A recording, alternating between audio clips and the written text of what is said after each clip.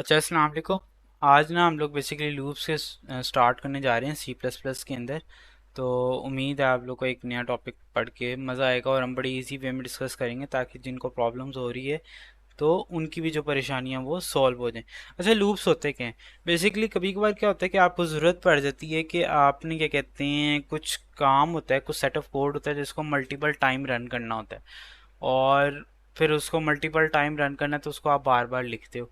तो यहाँ पे ना लूप इस केस के अंदर हमारी बड़ी मदद कर देता है कि हमने वही काम जो 10 लाइनें लिखे करना था, हम एक लाइन के अंदर उस काम को कर देते हैं। अब वो किस तरह होता है देखते हैं। उसकी मिसाल सबसे पहले मैं यूँ देता हूँ। फॉर एग्जांपल, अगर आपने 1 से लेकर 10 तक काउंटिंग प्रिंट करानी है। अभी बहुत बेसिक एग्जांपल है और आप कहेंगे हमने करानी ये क्यों है, लेकिन देखिए प्रॉब्लम ऐसी होती है, जब आप बेसिक कर लेते हैं तभी आप एडवांस या इंटरमीडिएट प्रॉब्लम्स की तरफ मूव ऑन कर सकते हैं। अभी मैं इस वीडियो के अंदर बेसिक ही है, नेक्स्ट वीडियो के अंदर कॉम्प्लेक्स एग्जांपल्स के साथ आऊँगा और वो थोड़ा डिटेल्ड में होगी इंशाल्लाह। अच्छा, फॉर नाउ लूप्स को बेसिकली हमारा मेन इरादा है समझना। तो मैं सबसे पहले वाइल लूप को समझाऊंगा और उससे पहले एक एग्जांपल दूंगा कि जो मैं बात को कंटिन्यू करता हूँ कि अगर हमने 10 नंबर को प्रिंट कराना है तो मैं यहाँ तो एक तरीका है कि मैं 10 वेरिएबल दूँ और उनके अंदर 1 2 3 वगैरह स्टोर करा दूँ। यहाँ एक तरीका है कि मैं एक वेरिएबल लूँ और मैं इसको डिस्प्ले कराऊँ, क्योंकि मैंने 10 तक काउंटिंग प्रिंट करानी है। तो मैं एंटर लगाऊंगा और आई प्लस प्लस करके फिर इसी तरीके से दोबारा डिस्प्ले करा दूंगा। बात की आ रही है ना समझ में, कहना क्या चाह रहा हूँ? तो एक तो ये तरीका है कि ये सो ऑन चलता जाएगा, लेकिन ये बहुत इनएफिशिएंट वे है। तो इसकी जगह हमारी लूप्स ने काफ़ी मदद की है। मैं पहले वाइल लूप बनाने जा रहा हूँ। सो साइंटिक्स इस तरीके से सिमिलर टू इफ स्टेटमेंट है कि जिस तरह हम लिखते थे ना, इफ फिर आगे कंडीशन और फिर आगे उसका सेट ऑफ ब्लॉक आता था, इसी तरीके से आप वाइल लिखोगे सबसे पहले। ठीक है, फिर राउंड ब्रैकेट्स आएंगे। राउंड ब्रैकेट्स के अंदर आप उसके क्या लिखोगे, कंडीशन। मैं यहाँ पे कंडीशन लगाता हूँ आई इज लेस देन 10, क्योंकि मैंने 10 तक काउंटिंग प्रिंट करानी। तो डिस्प्ले करा दो क्या, आई की वैल्यू और फिर एंडल। ठीक है। अब अगर मैं इसको रन करूंगा, यहाँ पे एक फ्लो है और वो ये क्या फ्लो है कि इन्फिनिट लूप के अंदर फंस गया। वो क्यों हो रहा है? बेसिकली लूप वर्क किस तरह कर रहा है कि आई की वैल्यू क्या है, 0 है। कंडीशन क्या कहती है, 0 is less than 10। Condition true हो गई। जब कंडीशन ट्रू हो जाती है वो अंदर आता है ब्लॉक ऑफ कोड के अंदर। जब वो उस ब्लॉक के अंदर आएगा वो डिस्प्ले की लाइन देखता है और वो आई को डिस्प्ले करा देता है और एक न्यू लाइन क्रिएट कर देता है। फिर जब जितनी भी सेट ऑफ लाइंस होती हैं ब्लॉक के अंदर वो फिनिश हो जाती हैं, वापस कंडीशन की तरफ जाता है। ये होता है लूप्स की खासियत कि वो किधर जाता है, वो एग्जिट होके आगे मूव ऑन नहीं करेगा, वो किधर जाएगा, वापस कंडीशन की तरफ। वो कंडीशन को दोबारा देखता है, वो कहता है 0 इज लेस देन 10, वो दोबारा 0 प्रिंट करा देता है। तो ये इन्फिनिट लूप के अंदर फंस जाता है। क्यों? हमारी आई की वैल्यू अपडेट नहीं हो रही और कंडीशन कभी फॉल्स नहीं हो पा रही। तब अगर हमने कंडीशन को फॉल्स करना तो हम किस कर सकते हैं कि हम इसके ब्लॉक ऑफ कोड के अंदर ही जब आई की वैल्यू डिस्प्ले हो जाए तो हम आई की वैल्यू प्लस प्लस करा सकते हैं। या अगर आपने 1 से करानी है तो मैं वैल्यू पहले क्या करूंगा, प्लस प्लस करा दूंगा और फिर वो 1 प्रिंट करेगा, फिर इसी तरह बाद में 2 एंड सो ऑन। अब अगर मैं इसको रन करूं तो देखो 1 से लेके उसने 10 तक डिस्प्ले करा दिया है। अब ये वर्क किस तरह कर रहा है, मैं लास्ट टाइम अगर इसको थोड़ा सा कर दूं एक्सप्लेन कि आपके सबसे पहले आई की वैल्यू क्या थी, 0 थी। वो अंदर आता है, वो चेक करता है 0 is less than 10। 0 less than 10 था, वो फिर अंदर आता है और वैल्यू क्या कर देता है, आई की प्लस प्लस। अब 0 नहीं है, अब आई की वैल्यू क्या होगी यहाँ पे, 1। आई की वैल्यू 1 होगी, वो 1 क्या कर देगा, डिस्प्ले करा देगा। ठीक है, फिर एंडल है तो एंडल एक न्यू लाइन क्रिएट कर देगा। फिर जब इस ब्रैकेट को टच करता है, मतलब सारी जो सेट ऑफ स्टेटमेंट्स के अंदर होती हैं वो खत्म हो जाती हैं, वो वापस किधर जाएगा, कंडीशन की तरफ जाएगा। अब कंडीशन में आई की वैल्यू क्या हो चुकी है, 1 हो चुकी है। वो 1 इज लेस देन 10 को चेक करेगा। 1 इज लेस देन 10 ट्रू है। वो दोबारा क्या कहते हैं, अंदर जाएगा, अंदर जाएगा, आई की वैल्यू क्या कर देगा, ट्रू कर देगा। आई की वैल्यू 2 होगी, वो 2 को क्या कर देगा, डिस्प्ले करा देगा और फिर दोबारा एक नेक्स्ट लाइन क्रिएट कर देगा। ये सो ऑन किधर तक चलता जाता है, ये 10 तक चलता जाता है। तो इस तरीके से आप बेसिकली लूप्स का इस्तेमाल करके वो हमने जो मल्टीपल लाइन ऑफ क्या कहते हैं कोड हमने करना था, वो चंद 4 लाइनों के अंदर हमने कर लिया और ये काफ़ी हमारी मदद कर सकते हैं। अब ये था बेसिकली क्या कहते हैं वाइल लूप। इसी तरह का से अब आपके पास एक और लूप होता है, वो होता है डू वाइल लूप।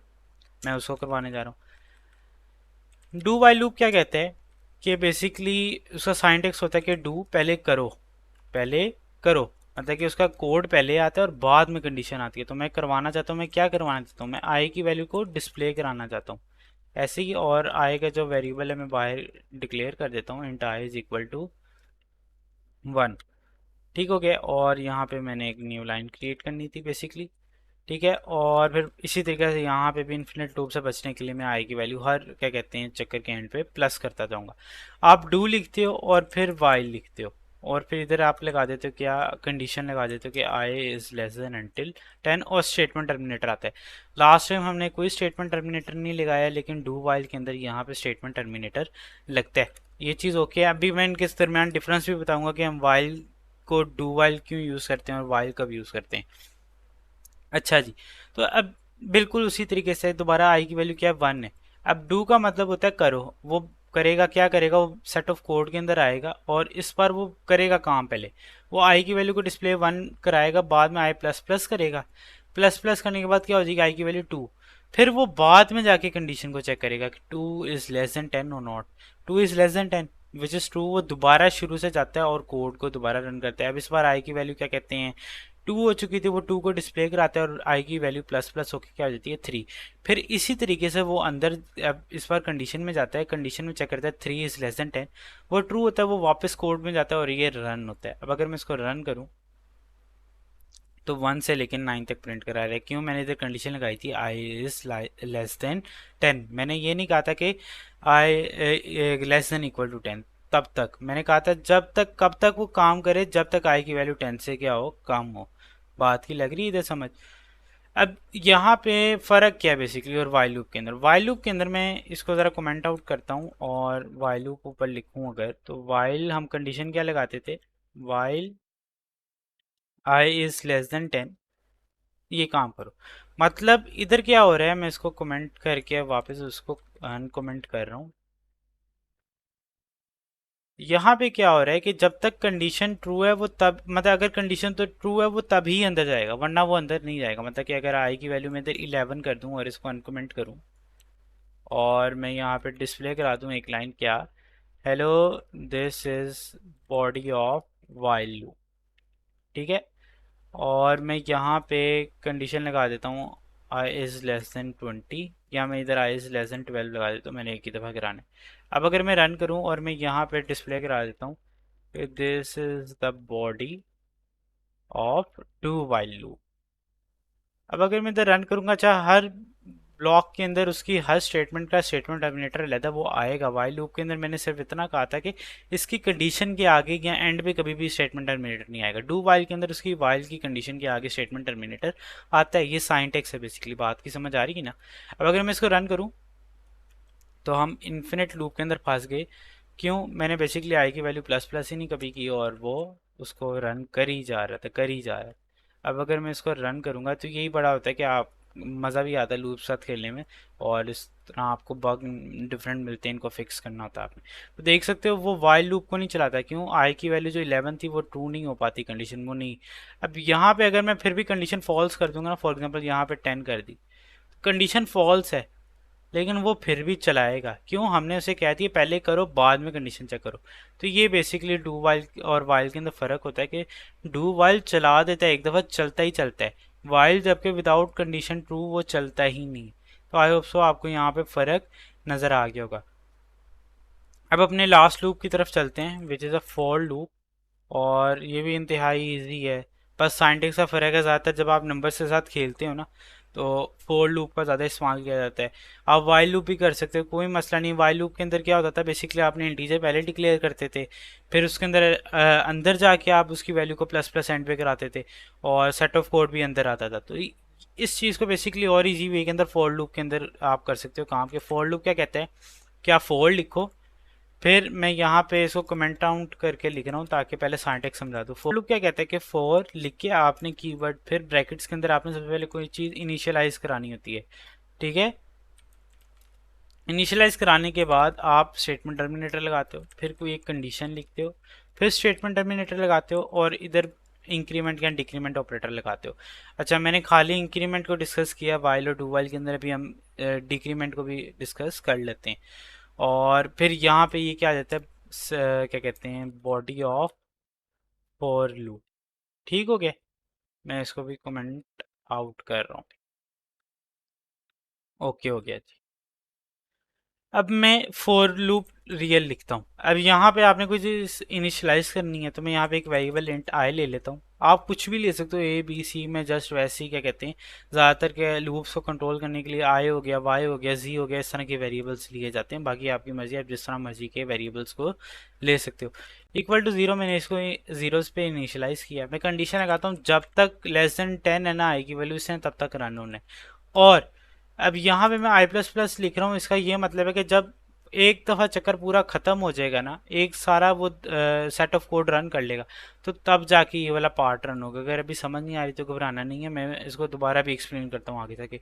मैं यहाँ पे अपना बॉडी लिखता हूँ फॉर लूप की, कि सी आउट, मैं डिस्प्ले कर देता हूँ the value of I, display करा देता हूँ, और फिर इधर आए और फिर एक एंडल आ गया।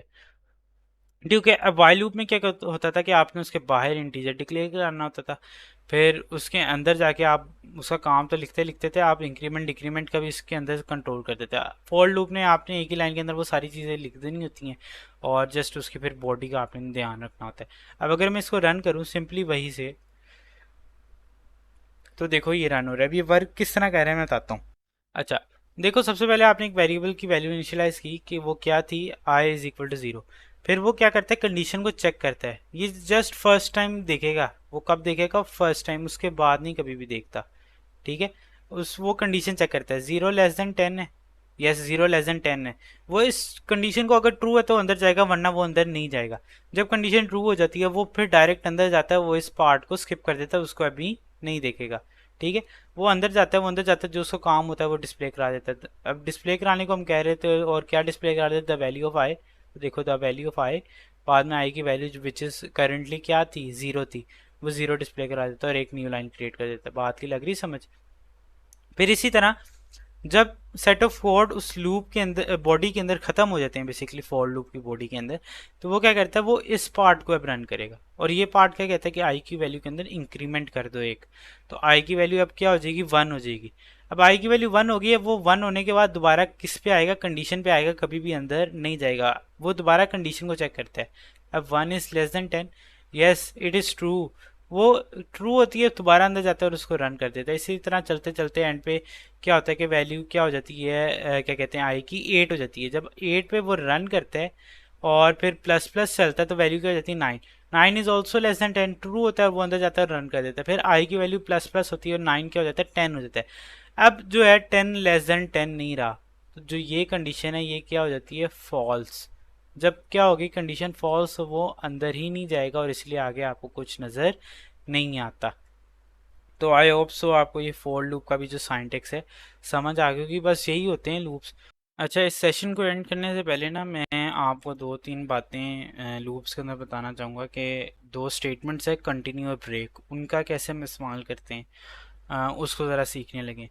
बेसिकली कभी कभार क्या होता है कि आपने फॉर एग्जांपल, मैं इसकी मिसाल यूँ देता हूँ कि int i is equal to, मैंने एक नंबर 1 लिया और मैं कंडीशन लगाता हूँ कि जब तक आई की वैल्यू लेस देन 10 है, तो वो डिस्प्ले करा दे क्या, द वैल्यू ऑफ आई, जो अभी हमने बेसिकली किया था सिंपली, और एक न्यू लाइन क्रिएट हो जाएगी। और मैं आई की वैल्यू क्या करा दूंगा, प्लस प्लस। अब इसके अंदर मसला कोई भी नहीं, ये रन होगा और टिल 9 क्या करेगा, नंबर्स को प्रिंट करा देगा। लेकिन यहाँ पे कभी कभार हमें ऑप्शन ज़रूरत पड़ती है कि कोई वैल्यू हमने अगर स्किप करनी हो। फॉर एग्जांपल अगर हमने 5, 6 या 3 पे ये वैल्यू को डिस्प्ले नहीं करना, हमने लूप को रन नहीं करना, तो वो किस तरीके से कर सकते हैं। तो हम क्या करेंगे, वाइल के अंदर आके एक इफ़ कंडीशन लगाएंगे। क्या, एक इफ़ कंडीशन लगाएंगे, अगर आई की वैल्यू क्या हो जाए, फॉर एग्जांपल 5, क्या हो जाए आई की वैल्यू फॉर एग्जांपल 5, तो वो एक काम करे, क्या काम करे कि वो कंटिन्यू कर दे, मतलब कि नेक्स्ट चक्कर चला दे लूप का, लूप की वैल्यू की आई को आगे ले चले। लेकिन अभी अगर मैं इसको यूं रन करूंगा ना, तो वो क्या कहते हैं, इन्फिनिट लूप के अंदर स्टक हो गया, जिसकी वजह से ना वो आगे जा रहा है ना कुछ डिस्प्ले करा रहा है। क्यों, बेसिकली जब हम कंटिन्यू का यूज़ करते हैं ना वर्ड, तो कंटिन्यू का कीवर्ड ये कहता है कि आगे जितनी भी स्टेटमेंट्स हैं वो उसको स्किप करके सिंपली दोबारा किधर चला जाता है, कंडीशन की तरफ। लेकिन कंडीशन में जब वो जाता है तो वो क्या होती है, आई की वैल्यू करेंटली 5 होती है, वो दोबारा 5 इज लेस देन 10, वो दोबारा कंडीशन ट्रू होती है, अंदर आता है इफ स्टेटमेंट दोबारा ट्रू होती है, वो कंटिन्यू करके एक इन्फिनिट लूप के अंदर क्या हो जाता है, फंस जाता है। जिसकी वजह से ये एक इन्फिनिट लूप है और हम कंट्रोल सी दबा के बेसिकली इन्फिनिट लूप से बाहर निकल सकते हैं। और मैं यहाँ पे इसको क्लियर करता हूँ और इसका सोल्यूशन बताता हूँ कि हम यहाँ पे इसके अंदर आई की वैल्यू क्या कर देंगे, पहले प्लस प्लस कर देंगे कि अगर आई की वैल्यू 5 है तो प्लस प्लस करेगा और कंटिन्यू कर दे। और अगर अब मैं इसको रन करूँगा तो देखो उसने सिर्फ 5 नहीं प्रिंट किया 4 के बाद, बाकी हर वैल्यू उसने 9 तक डिस्प्ले करवा दी है। अब ये 10 तक क्यों नहीं जा रहा है, क्योंकि मैंने बताया था 9 इज लेस देन 10 तो ट्रू होता है, लेकिन जब वो आई की वैल्यू प्लस प्लस होती है इधर आके तो 10 इज नॉट लेस देन 10, जिसकी वजह से कंडीशन फॉल्स होती है और वो वाइल लूप के अंदर एंटर ही नहीं होता। और अगर मैं यहाँ पे इक्वल लगा दूंगा तो अब ये आपको 10 तक डिस्प्ले करा देगा। तो आई होप सो आपको इस बात की समझ आ रही होगी। ये था कंटिन्यू। और ब्रेक क्या होता है कि अगर ये एग्जिस्ट कर जाए, मतलब ये वाली वैल्यू पॉइंट आ जाए, तो वो लूप से ही बाहर निकल आए, वो आगे कंटिन्यू ही ना करे। तो मतलब कि अगर मैं 5 आ जाए तो 5 के बाद लूप को रन ना करे। अभी 10 तक रन हो रहा था ना, और अगर अब 5 आ जाएगा तो सिंपली वो जैसे ही 5 आया वो एग्जिट करके लूप के अंदर से।